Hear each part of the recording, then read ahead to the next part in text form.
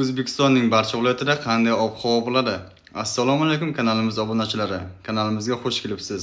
Bizning kanalda har kunlik va haftalik ob-havo ma'lumotlarini bilib olishingiz mumkin. Agar kanalimizda mehmon bo'lsangiz, eng so'nggi yangiliklardan xabardor bo'lishingiz uchun kanalimizga obuna bo'lib, like bosishni unutmang. Like bosgan insonning qo'llari Kabatullohning devorlarini ushlasin. O'zgidromet markazi 1, 2 va 3-iyul kungi ob-havo prognozini e'lon qildi. Unga ko'ra havo biroz bulutli, ayrim joylarda o'zgaruvchan bo'ladi. Yog'ingarchilik kutilmaydi. Shamol sharqdan 7-12 metr/sekund tezlikda esadi. 2 va 3-iyulda respublikamizning shimoliy hamda cho'l hududlarida 13-18 metr/sekund tezlikgacha kuchayadi. Ayrim joylarda esa 20-22 metr/sekund tezlikgacha kuchayishi chang to'zonlar bilan kuzatilishi mumkin. Harorat kechasi 22-27 daraja issiq, kunduzi 1-iyulda 37-42 daraja, 2 va 3-iyulda 38-43 daraja issiq bo'ladi. O'zingizni asrang, xayr, salomat bo'ling.